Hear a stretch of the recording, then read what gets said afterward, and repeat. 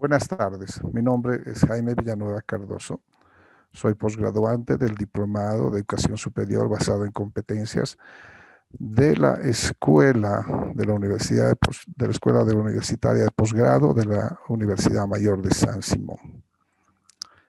El título de mi asignatura es Bosques y Cambios Climáticos y voy a presentar en plan de, el plan de clases de la asignatura en tres partes. La primera es el inicio donde muestro los alcances, voy a explicar cómo voy a hacer el módulo, cómo lo voy a trabajar, la estructura curricular que tiene. Voy a mostrar las diferentes evaluaciones, las tareas, los horarios, el contenido, en fin, y las guías didácticas, ¿no? En el desarrollo voy a basarme primero en una evaluación primaria, en una evaluación inicial, donde voy a determinar el grado de conocimiento que tienen los alumnos, los estudiantes, para poder establecer una serie de dinámicas de grupo, donde voy a homogenizar esta base de conocimientos con presentaciones como la que a continuación voy a realizar y de donde vamos a establecer una estructura la ya propuesta por el docente, por la persona, y aquella que pueda proponer o salga de esta como resultado de estos grupos de trabajo, ¿no? En el tema de evaluación, voy a utilizar las listas de cotejo, las presentaciones, la participación de los estudiantes, los resultados de las lecturas realizadas en un amplio menú que contiene una explicación más amplia de todos los componentes de esta asignatura, pero aquellos principalmente referidos a los temas de mitigación y adaptación en el tema de bosques y cambio climático, que es, que es la asignatura que se va a impartir, perdón, durante un año, dividida en dos. En el primer semestre lo que es mitigación y en el segundo semestre lo que es adaptación. Finalmente, se realizará una síntesis de todo lo aprendido, un proceso de metacognición, de una didáctica constructivista, para que haya mayor participación, para que haya mayor aprovechamiento de todo este material, que de hecho es bastante, es un proceso de una línea histórica, de una línea de tiempo, donde se van a destacar los hitos como han sido los acuerdos alcanzados a nivel internacional para atender esta temática de bosques y cambio climático. Paso entonces a hacer una explicación del contenido, la justificación sobre este importante tema. Lo primero que se hace en esta primera parte para entender el problema de los cambios climáticos es hacer una comparación espacial donde se compara el tamaño de la Tierra y el Sol, ¿no es cierto? En esa dimensión podemos seguir mostrando que alrededor de nosotros existen dos planetas, Venus y Marte, que son los más cercanos y que los que tendrían que, por ejemplo, tener ciertas características similares para que sea posible la vida. Sin embargo, esto me permite enfatizar de que detrás de todo aquello de que se ve en la pantalla, detrás de toda esta investigación, hay un grupo de gente especializada en todo el mundo que se reúne permanentemente para analizar estos problemas y que detrás de esta información que se va a compartir hay una base científica. Y la base científica es que un planeta, Marte, que está más cerca a nuestro planeta, tiene una temperatura de 50 grados centígrados, menos 50 grados centígrados. y una concentración de gases de efecto invernadero, en este caso el dióxido de carbono, con una concentración muy baja. Entonces, en esta situación no es posible la vida así tal como nosotros la conocemos. Por otro lado, tenemos al planeta Venus, que tiene mucha concentración de gas de efecto invernadero y que la temperatura supera los 420 grados centígrados. Tampoco es posible la vida en este planeta. Y al centro donde nos encontramos, el planeta Tierra tiene una concentración muy baja de concentración de gas de efecto invernadero, de dióxido de carbono, y se ha estabilizado la temperatura en 15 grados centígrados. Es decir, que con esta concentración y esta temperatura ha sido posible la existencia y la vida en nuestro planeta. Pero es muy frágil, ¿no es cierto? En los otros dos planetas no es posible que exista vida bajo esas condiciones, o muy frío o mucho calor. Entonces, las causas estructurales del cambio climático deben ser entendidas porque los países están divididos entre los países ricos y los países pobres, o los del norte o los del sur. El modelo de vida, de desarrollo, está consumiendo los recursos naturales del planeta a una gran velocidad y se necesitaría un planeta y medio para satisfacer ese tipo de vida que los países del norte, los países desarrollados, están alcanzando. Existe antes los derechos de la madre tierra, se refiere a los derechos que tiene la naturaleza como objeto, como sujeto de derecho y no como objeto. Es decir, hasta este momento no existían, no se había planteado los derechos de la naturaleza.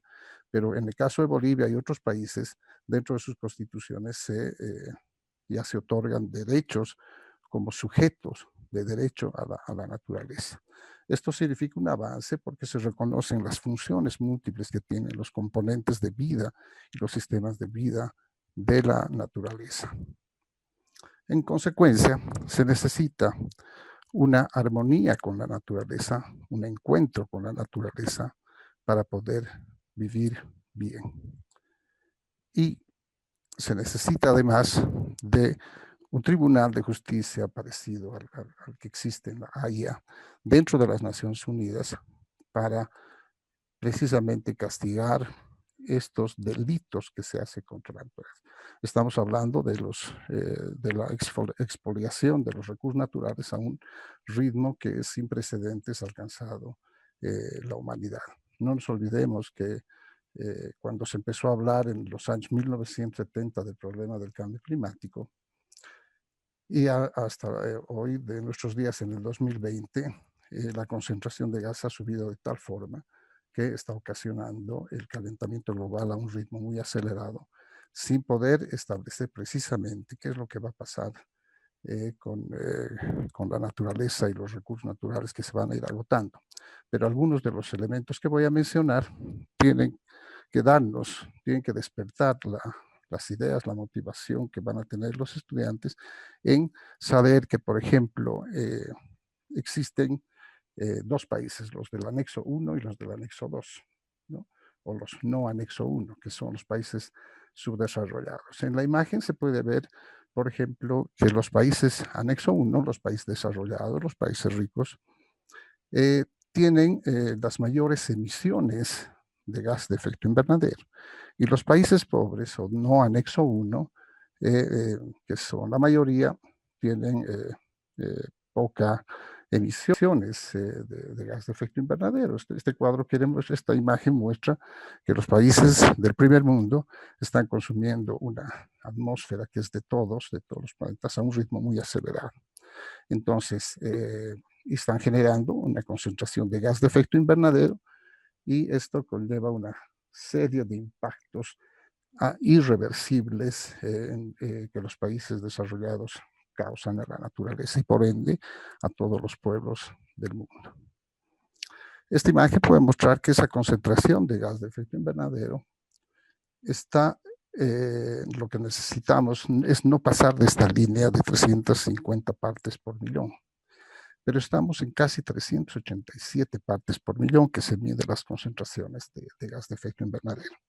Esto significa, por supuesto, el aumento de la temperatura y la desaparición de muchas especies por esta elevada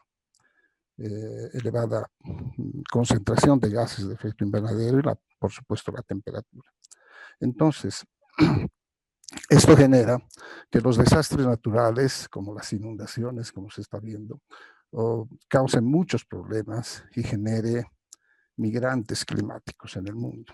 Es decir, para este año se calculaba 50 millones de personas que están migrando de sus zonas de origen a otros lugares donde las condiciones de vida son más favorables, ¿no es cierto? Pero para el año 2050 se esperan que sean 2.000 millones de personas que van a buscar un lugar más seguro para vivir, y para eso van a tener que migrar en éxodos a otros países, ocasionando conflictos, ocasionando problemas de alimentación, de vivienda, de servicios básicos, etc.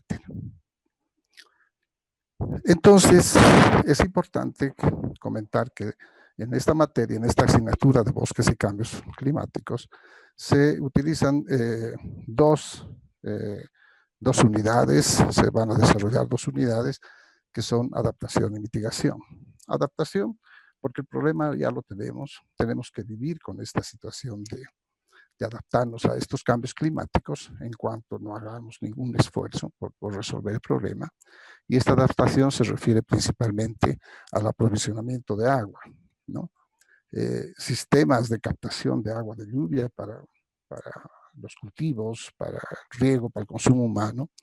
Hay que buscar en los conocimientos ancestrales algunas alternativas de solución, que son la construcción de terrazas, por ejemplo, para hacer cultivos, donde se puedan hacer también sistemas de cosecha de agua. En adaptación también se verá la implementación de sistemas y monitoreo de alerta temprana para la seguridad y la seguridad alimentaria y el desarrollo de estos escenarios climáticos, y el manejo de los recursos naturales para la seguridad alimentaria y nutricional de la población.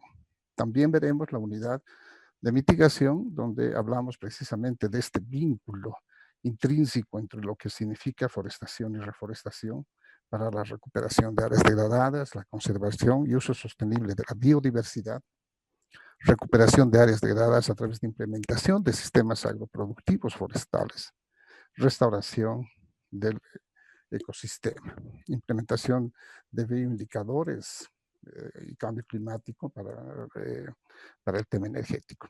¿Por qué menciono estos dos aspectos que son de vital importancia? Porque, como les decía, adaptación, nos tenemos que acostumbrar a vivir con el problema y buscar alternativas de solución, pero mitigación, donde se involucra principalmente a los bosques. ¿Por qué se está haciendo esta eh, comparación entre bosques y cambios climáticos? O se los está uniendo, son dos temáticas distintas, pero se las une porque los bosques son los que tienen la única función, no hay otra especie que pueda hacer esta función que tienen las plantas, principalmente los árboles, de captar esta contaminación ambiental que está ocasionando el cambio climático, es decir, captar el dióxido de carbono para que en un proceso físico-químico que se llama fotosíntesis puedan almacenar, capturar este carbono y liberar oxígeno para que nosotros podamos respirar. Son los únicos seres vivientes, las plantas, que tienen esta facultad de poder hacer este proceso físico-químico que es la fotosíntesis. Por eso es importante conservar los bosques, ampliar los bosques en el mundo para poder mitigar los impactos del cambio climático, como una respuesta, como una solución viable que puede detener este calentamiento global. En función a esto se han realizado varios conceptos, se han realizado varias reuniones internacionales, y uno de los hitos en estas negociaciones, que llevan más de 30 años en el planeta, entre los países de todo el mundo, es el Protocolo de Kioto, donde se asumen compromisos para hacer reducción de estas emisiones. Lastimosamente, este es un tema importante mencionarlo simplemente en esta presentación introductoria, porque no,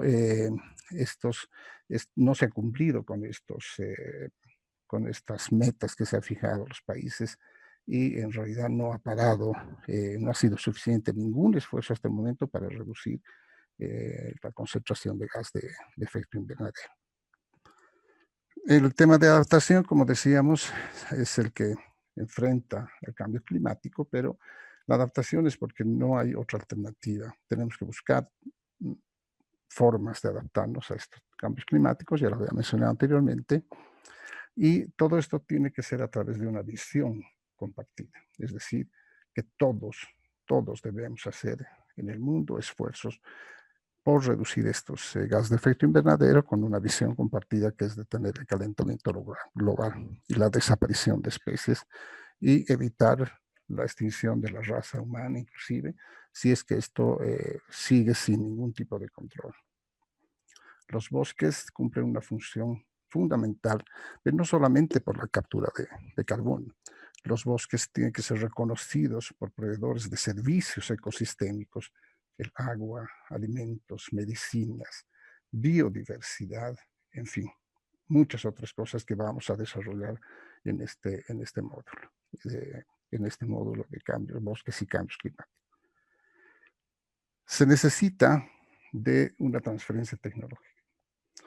Desarrollar energías alternativas al uso de combustibles fósiles, que son la principal fuente de energías, es la principal fuente de emisiones de gas de efecto invernadero, con el uso de tecnologías como la hídrica, eólica, como estamos viendo, la solar, para generar energías limpias. También es un tema que hay que desarrollarlo, porque la tecnología está avanzando, están dando pasos importantes, pero aún no han logrado reemplazar o aumentar el consumo de esta energía versus al uso de los contaminantes de origen fósil, el petróleo. Toda esta problemática se centra en los problemas que va a ocasionar la falta de alimentos, ¿no? El tema del cambio climático afecta a la producción de alimentos para la población. Esto es importante destacar que las consecuencias de esta situación va a crear más hambruna, va a crear más migrantes climáticos, por lo tanto más conflictos a nivel mundial. Entonces, se piensa que si abundamos en esta explicación de estos conceptos, si abundamos y trabajamos en este tipo de datos, investigaciones, vamos, por supuesto, a tener profesionales del área que puedan desenvolverse en cada uno de estos aspectos, en este caso las unidades, de mitigación y adaptación principalmente, para poder dirigir sus actividades, para poder dirigir sus investigaciones a estos temas que busquen una solución al problema del calentamiento global, ¿no? Yo creo que estamos viviendo los momentos más álgidos de la historia de la humanidad y que debemos hacer una buena gestión de los residuos sólidos, debemos hacer muchas prácticas de uso de energías alternativas, principalmente regular este nivel de consumo que está agotando las capacidades bioregenerativas del planeta Tierra. Le agradezco la atención. Este es el contenido que vamos a desarrollar en la materia de bosques y cambios climáticos. Muchas gracias y buenas tardes.